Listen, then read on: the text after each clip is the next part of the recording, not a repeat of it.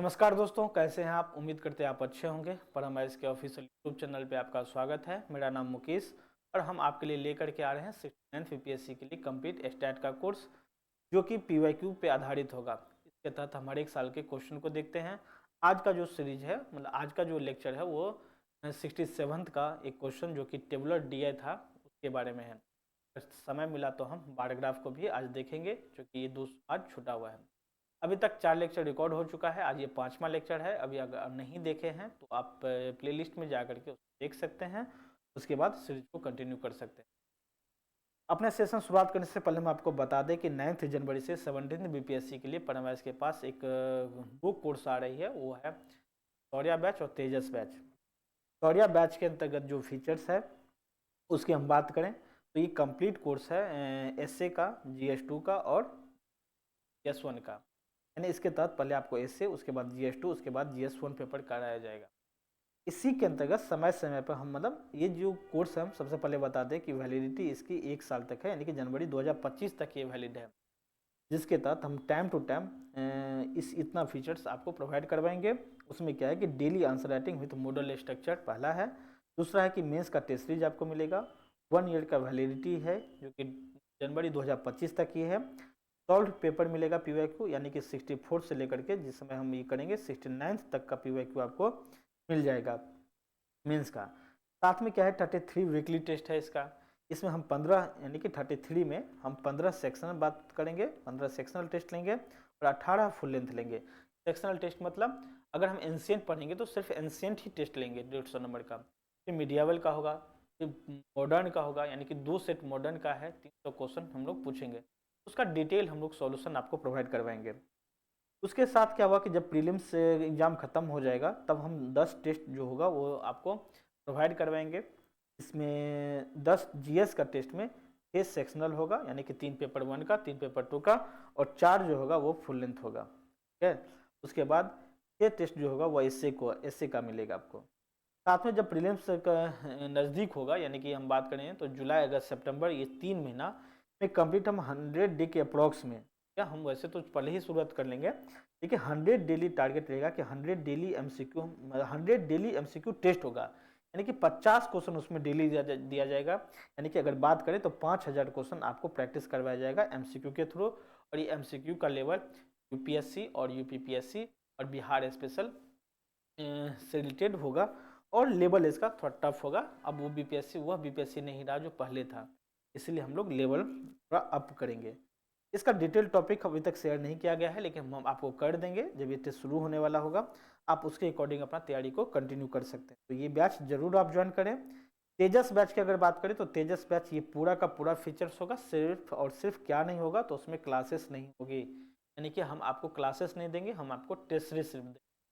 Daily आपको question answer लिखना है, चेस का हो या स्टैट का हो, जो भी आपको दिया जाएगा। साथ में क्या होगा कि आपको वीकली टेस्ट मिलेगा। फिर जब प्रीलिम्स नज़दीक आएगा तो 50 एमसीक्यू का टेस्ट मिलेगा और वीकली टेस्ट मिलेगा। जब प्रीलिम्स खत्म हो जाएगा तो फिर आपको डेली आंसर राइटिंग और प्लस मेंस का टेस्ट सीरीज फीचर्स आपको तेजस के अंतर्गत, तेजस बैच के अंतर्गत मिलेगा। अगर आप इसके बारे में डिटेल जानकारी लेना चाहते हैं तो दिए गए नंबर, यानी कि जो नंबर दिया गया है कॉन्टैक्ट नंबर है 7250110904 और 05 पे कंसल्ट कर सकते हैं और डिटेल जानकारी प्राप्त कर सकते हैं। ठीक है। तो चलिए हम अपने सेशन को शुरुआत करते हैं और आज के सेशन में हम बात करेंगे टेबुलर डीआई की, यानी कि टेबल ग्राफ की। ठीक है। तो चलिए सेशन को शुरुआत करते हैं। क्वेश्चन है आपके स्क्रीन। ठीक है। तो इतना जानकारी के बाद हम आज देखेंगे कि ये क्वेश्चन 67 में पूछा गया था। ठीक है। 67 में ही पूछा था। ठीक है। इसमें क्या कहता है कि percentage marks obtain by 7 student 6 different subject. 7 student है, कौन कौन? P Q R S T U V W. और 6 सब्जेक्ट है, कौन कौन? Subject A B C D E F. तो ये 7 स्टूडेंट 6 सब्जेक्ट में मतलब एग्जाम देते हैं। हर एक सब्जेक्ट का जो एग्जाम हुआ वो डिफरेंट नंबर का हुआ। जैसे अगर बात करें सब्जेक्ट ए का तो वो 75 नंबर का हुआ। बी जो था वो 150 नंबर का एग्जाम हुआ था। सी 100 नंबर का, डी 50 नंबर का, ई 150 नंबर का और एफ 75 नंबर का, यानी 75 नंबर का एग्जाम हुआ था। ये जो लिया था, ये जो डाटा दिया गया यहाँ से लेकर के यहाँ तक, ये क्या है कि percentage marks obtain by all student, यानी कि ये परसेंटेज है ना, यानी कि 85% है ये, ठीक है। यानी कि सब ये अगर बात करें पी कितना रिसीव मार्क्स लाया, तो पी 75 नंबर का एग्जाम हुआ था, उसमें 85% लाया। तो पी के द्वारा जो नंबर लाया गया था वो 75 में 85% लाया गया था। कैलकुलेशन कर लेंगे जो भी आएगा, ठीक है। इसी तरह क्यू कितना लाया, तो क्यू अगर बोले बी में कितना लाया, तो बी में 150 का 72% लाया। यानी कहना करने का मतलब ये है कि ये जो डाटा दिया गया आपको, ये डाटा जो मतलब यहाँ पे टेबल के अंदर होते हैं, ये परसेंटेज है और ये टोटल मार्किंग है, यानी कि ये जो दिया है वो टोटल मार्क्स है और ये परसेंटेज है। इसी के बेसिस पे एक क्वेश्चन पूछा है।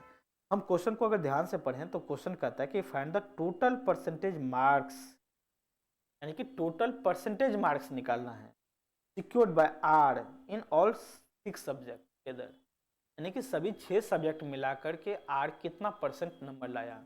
हम आर के एक सब्जेक्ट की बात नहीं करते हैं, हम कंबाइंडली बात करेंगे अगर कि आर 6 सब्जेक्ट का एग्जाम दिया, टोटल नंबर का कितना हुआ और टोटल नंबर जो था टोटल आउट ऑफ कितना जितना नंबर का एग्जाम हुआ उसका कितना परसेंट है। अलग अलग मान लीजिए कि टोटल 6 पेपर रहता और 6 पेपर 100 नंबर का होता, तो टोटल 600 नंबर का एग्जाम हुआ।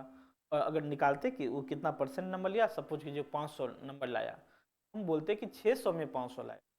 लेकिन यहाँ पे क्या है कि हर एक सब्जेक्ट अलग अलग है, तो हम पहले क्या करेंगे कि आर के द्वारा जो मार्क्स ऑब्टेन किया गया है उसको फाइंड करेंगे, उसके बाद टोटल जितना नंबर का एग्जाम हुआ है उस नंबर से डिवाइड कर देंगे, मेरा परसेंटेज वैल्यू आ जाएगा। यानी हम लिखेंगे कैसे, लिखेंगे कि marks obtain by marks obtained by R in all subjects, all subjects। R के द्वारा सभी सब्जेक्ट में कितना नंबर लाया गया है, तो हम A में कितना लाया, क्योंकि A 75 नंबर का एग्जाम हुआ था और वो उसको आया कितना 85%, तो A में जो लाया वो 75 का 85% लाया। जब इसको कैंसिल कीजिएगा तो आएगा 49.5, ठीक है। बी में कितना आया, तो बी में चूंकि कैलकुलेटर आपके पास रहेगा, इसको आसानी से आप कैलकुलेट कर सकते हैं। हम कैलकुलेशन करके लाए हैं, हम यहाँ पे कैलकुलेशन करने में टाइम ज़्यादा बिताना नहीं चाहते हैं, हम चाहते हैं कि आपको प्रोसेस पता हो, क्या हम चाहते हैं यही। तो बी में कितना लाया, तो बी 150 नंबर का एग्जाम हुआ था, उस 150 में सॉरी गलती हो गई, आर के द्वारा जो नंबर लाया गया है सब्जेक्ट ए में, आर तो ये है ना, ये आर है, ठीक है। आर जो लाया वो 75 का एग्जाम हुआ था, उसमें 66% लाया था, ठीक है। 75 का 66% जो होगा ये होगा 49, गलती हो गया था, ठीक है। बी में कितना लाया, तो बी में लाया 150 का एग्जाम हुआ था और 75% लाया उसमें, ठीक है, तो इसका आया था 112.5। सी में कितना लाया, तो सी 100 नंबर का एग्जाम हुआ था, उसमें 79% लाया है, इसका मतलब हुआ कि 79 ही लाएगा।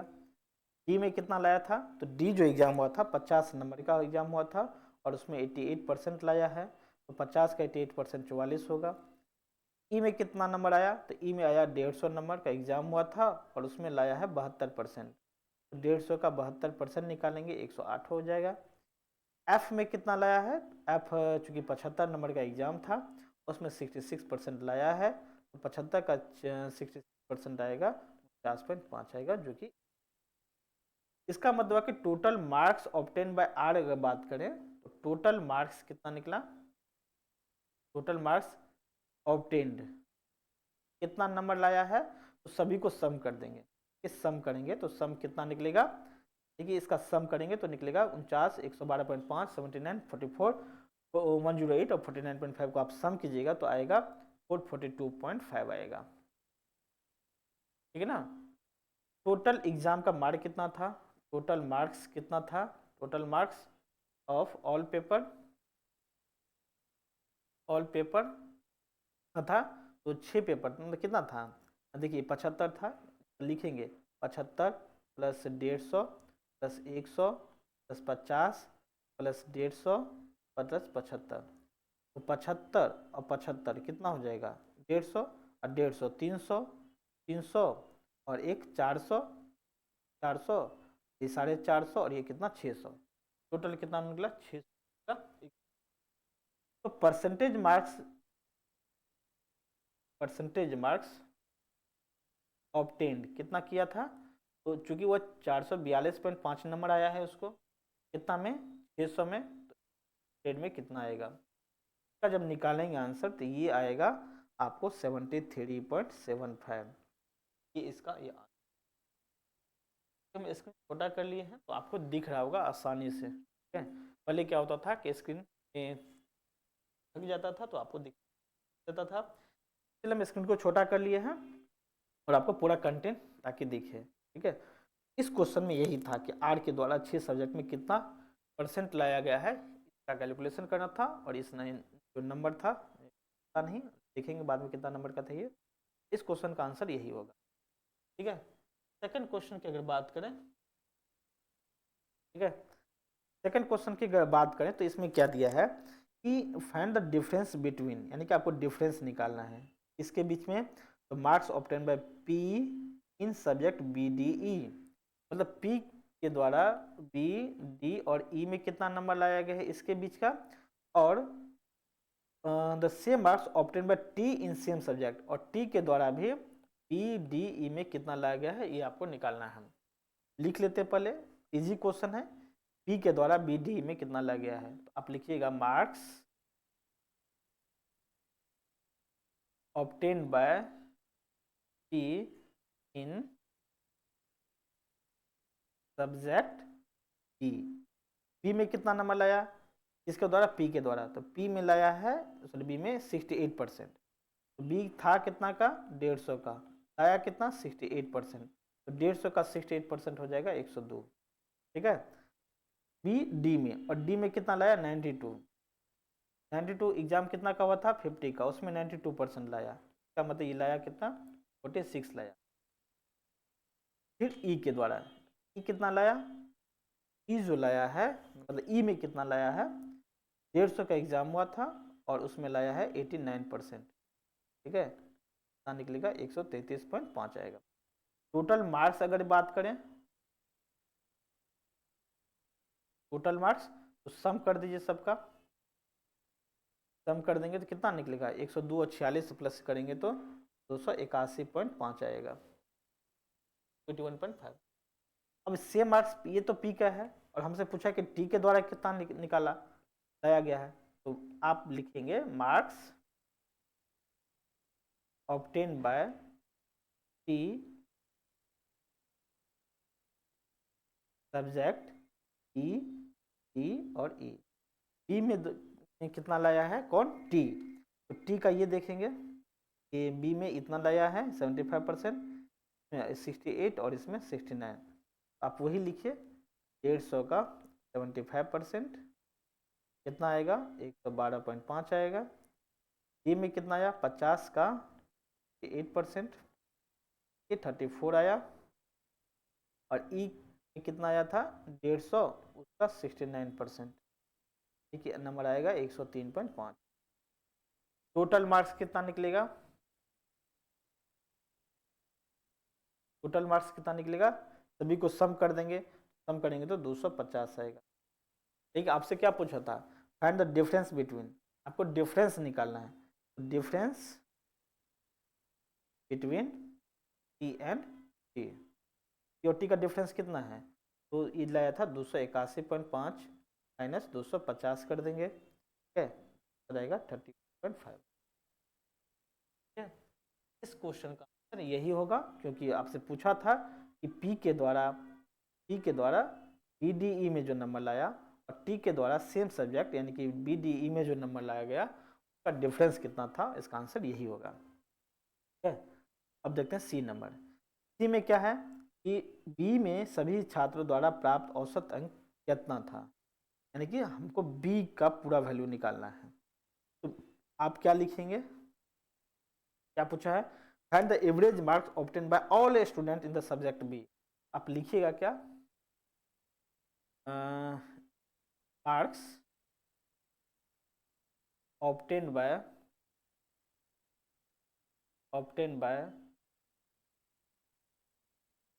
Marks obtain in all subject, subject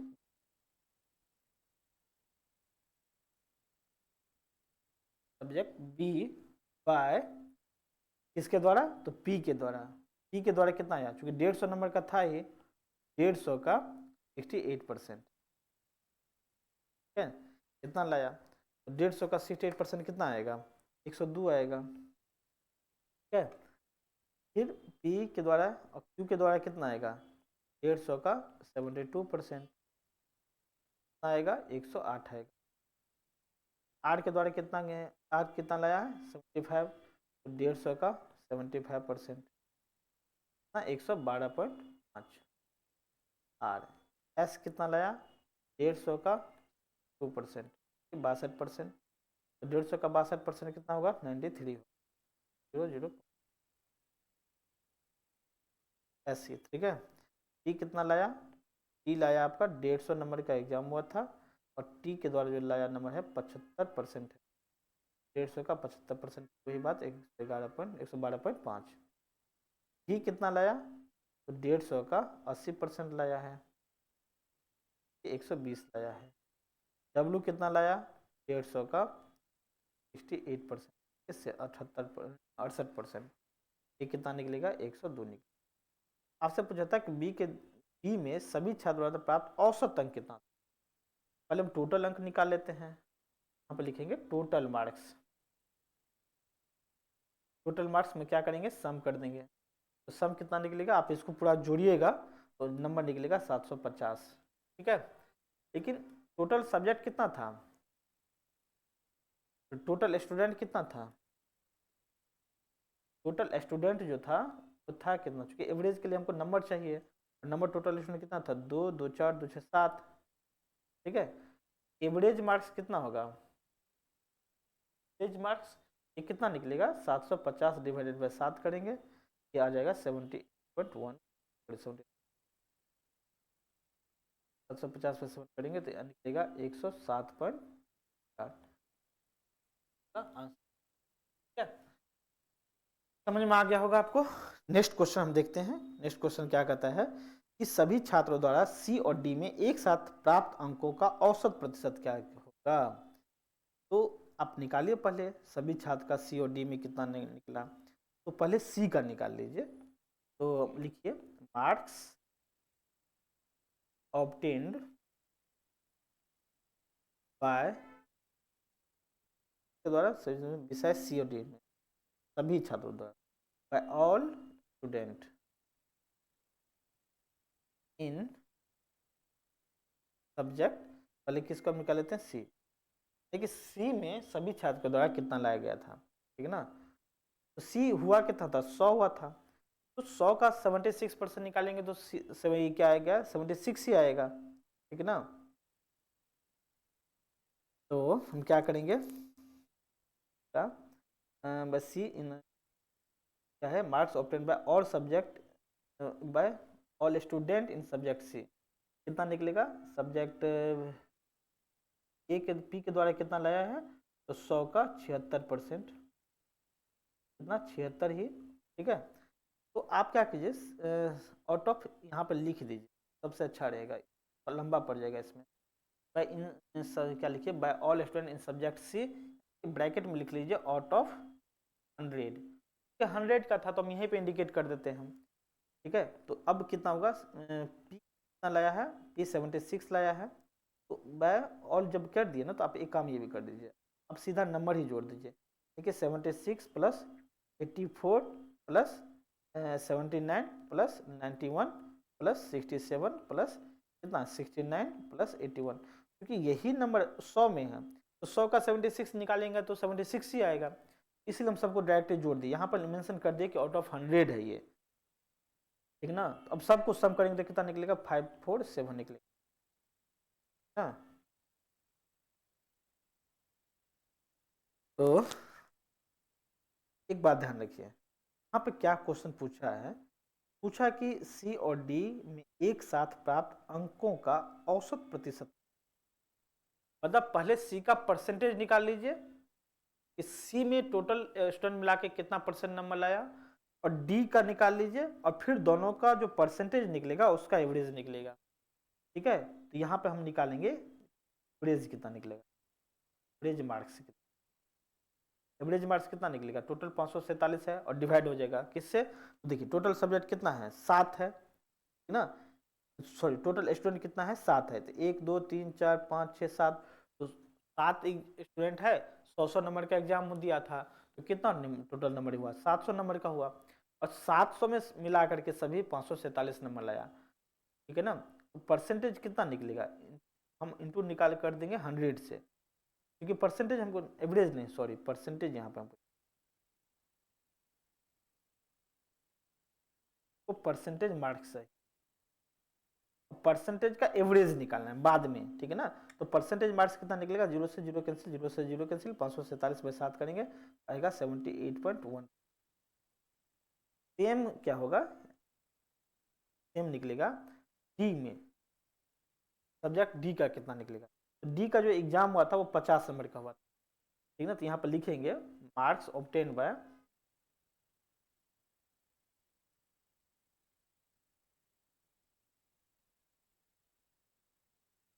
marks obtain by all students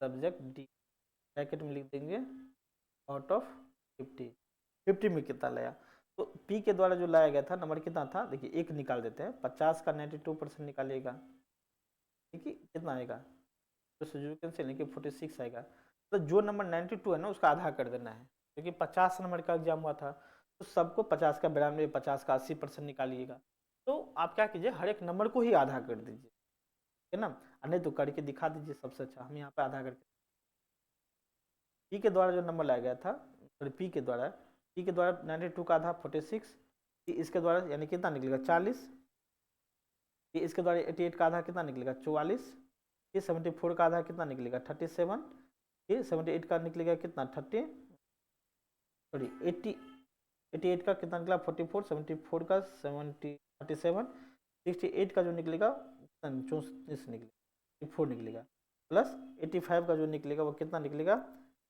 वो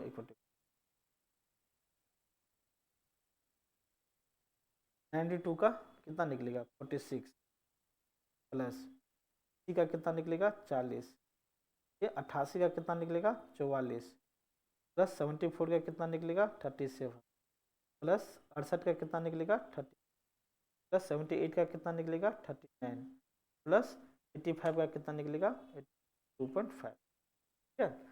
अब टोटल सम कितना निकलेगा, सम निकलेगा 282.5, परसेंटेज इसका अगर निकालेंगे 282.5 डिवाइडेड बाई कितना 700 ये निकलेगा परसेंटेज, ठीक है। 700 में इतना लाया तो परसेंटेज में कितना लगेगा, आपको निकलेगा 80.71, ठीक है। देखिए हम तो ये निकाल दिए ना कि सी के द्वारा कितना परसेंट मार्क लाया गया, सी में कितना परसेंट मार्क आया है, डी में कितना परसेंट मार्क लाया है, लेकिन दोनों का अगर एवरेज निकालेंगे, एवरेज परसेंटेज निकालेंगे, तो हम क्या करेंगे दोनों परसेंटेज को जोड़ के 2 से डिवाइड कर देंगे, 78.14 प्लस 3.71 को जोड़ के 2 से डिवाइड कर देंगे, ये मेरा निकलेगा कितना निकलेगा, तो 1.85 निकलेगा, डिवाइडेड बाई 2 करेंगे, ठीक है। तो ये आंसर जो आएगा, आंसर यहाँ पे, यहाँ पे आंसर लिखते हैं 79.42 को डिवाइड करेंगे, ठीक है, तो डायरेक्ट ये यहाँ सवाल का आंसर, ठीक है।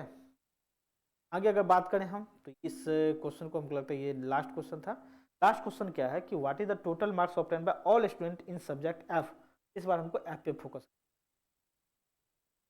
मतलब एफ था कितना 75 नंबर का था, उस 75 में ये जो पी जो लाया 82% लाया, तो लिख लीजिए कि इन सब्जेक्ट लिखेंगे, क्या लिखेंगे marks, what is the total marks obtain by all, marks obtain by all subject F, P के द्वारा कितना लाया गया, ही जो लाया है क्योंकि सब ही पेपर जो हुआ था 75 का ही हुआ था, तो 75 का 82%, 75 का 82% जब निकालेंगे तो 6.50। क्यू जो लाया वो कितना निकला, 75 का 70% लाया, बस 50.5। आर कितना लाया, 55 का 6.5। एस कितना लाया, 54, 74% निकलेगा 50.5। डी कितना लाया, 75 का 8%, कितना निकलेगा 8 भी कितना लाएगा 55 का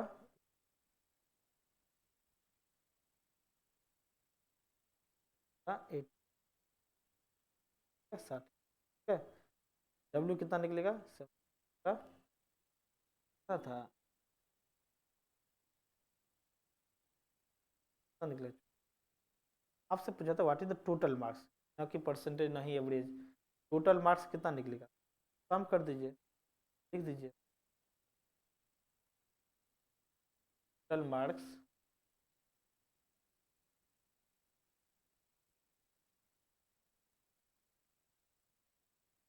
टेन बाय ऑल स्टूडेंट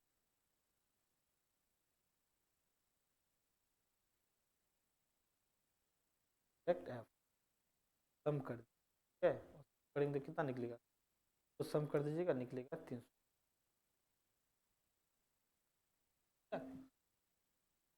तो आज क्या देखें कि आज देखिए कि ये bar graph, sorry table graph था, उसको हम कैसे सॉल्व करेंगे, ठीक है ना। तो आप लगता है कि क्वेश्चन आपको अच्छे से समझ में आ गया होगा, अगर नहीं आया तो इसको एक बार आप देख लीजिएगा, ठीक है, और इसको रिपीट कीजिएगा, बनाइएगा। एक क्वेश्चन है, ज़्यादा समय नहीं, क्या करते हैं,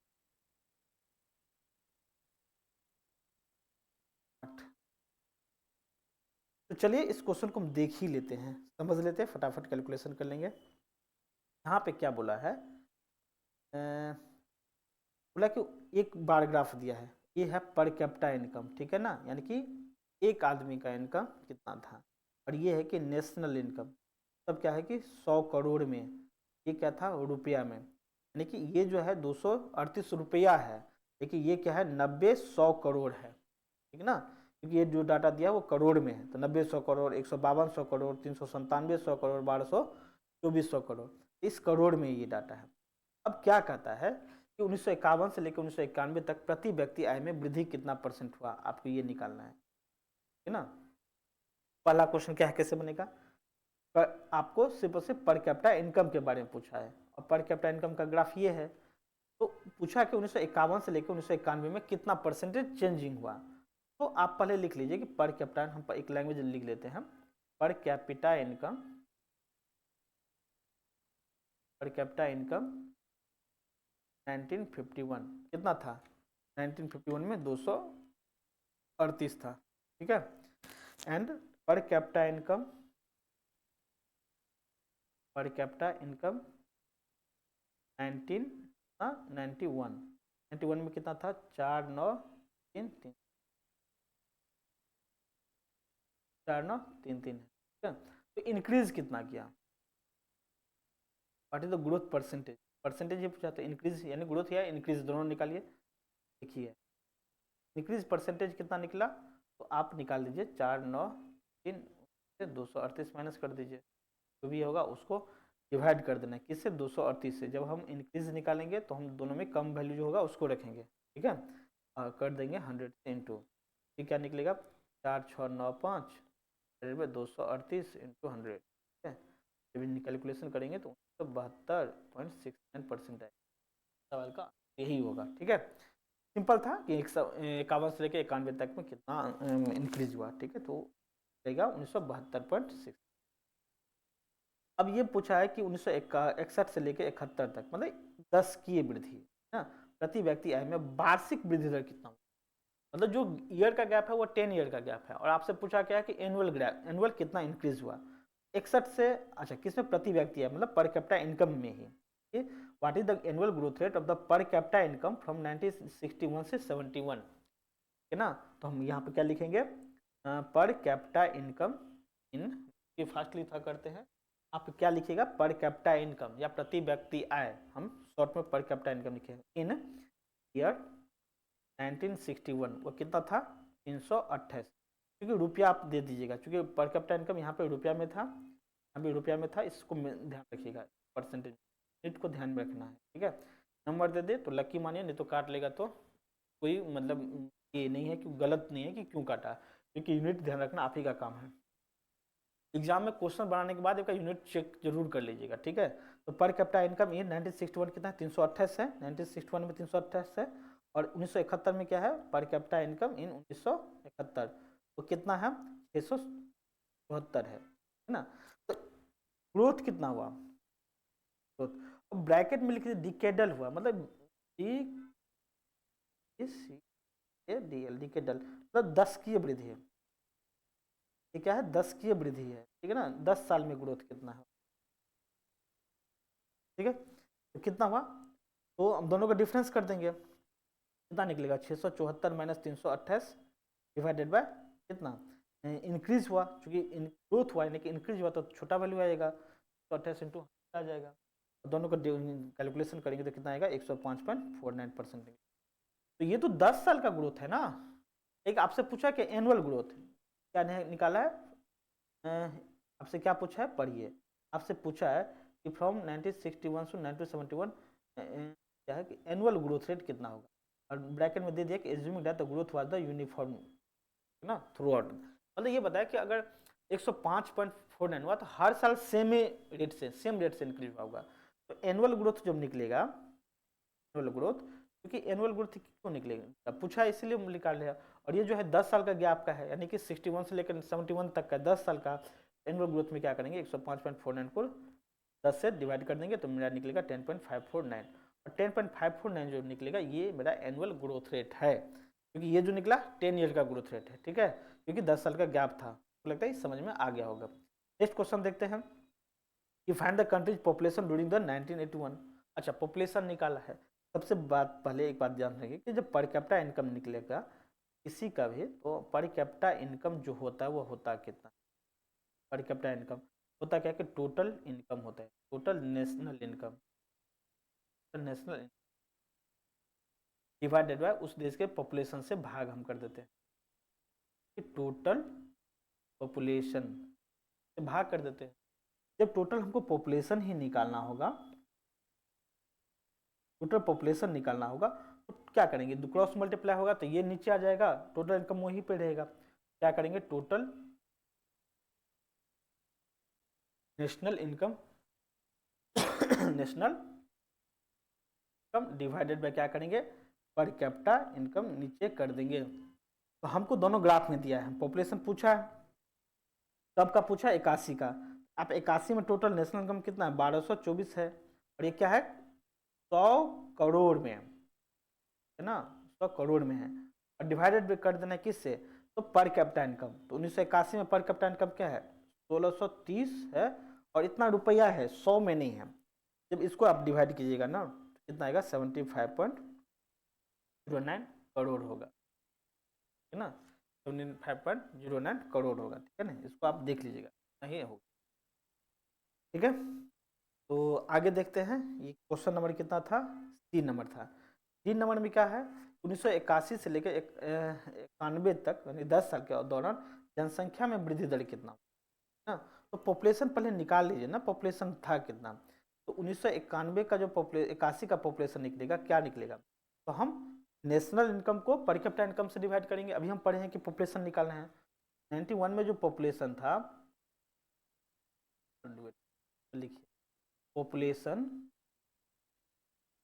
पॉपुलेशन 1981, 1981 में पॉपुलेशन कितना था, तो 1981 में जो था 1224 करोड़, मतलब 100 करोड़ था, यानी कि करोड़ हम ले लेंगे, और पॉपुलेशन कितना था, 1630 था।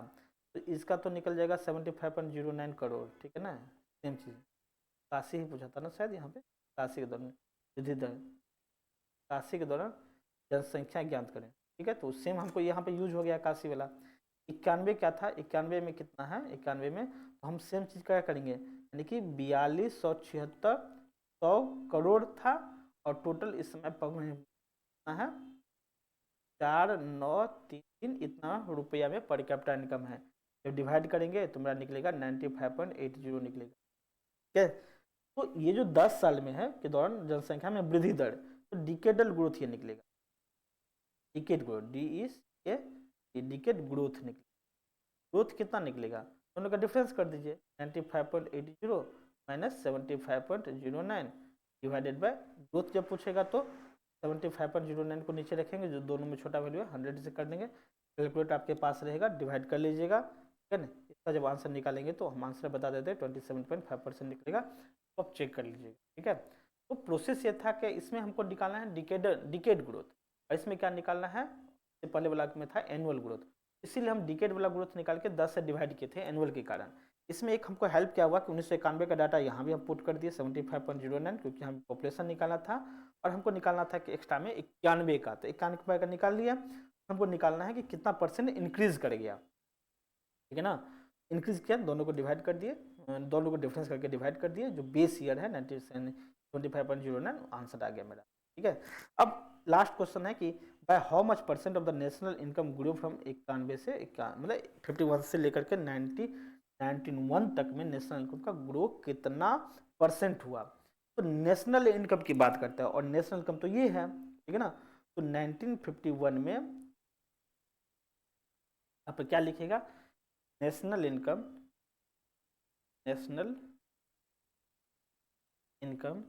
इन 1951 कितना था, सिंपल सा था 90-100 करोड़, ठीक है। और नेशनल इनकम इन कब 1991 कितना था 4326 सॉरी 4326 100 करोड़, ठीक है।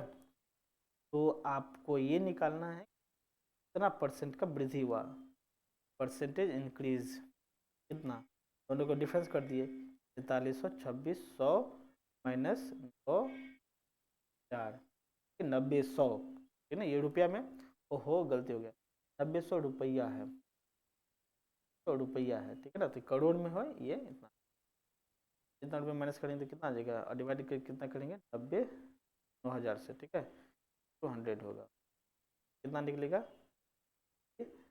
40,660 डिवाइड बाय 1000 इंटू, जब कैलकुलेशन करेंगे तो 54.1, 5151% मेरा पॉपुलेशन था।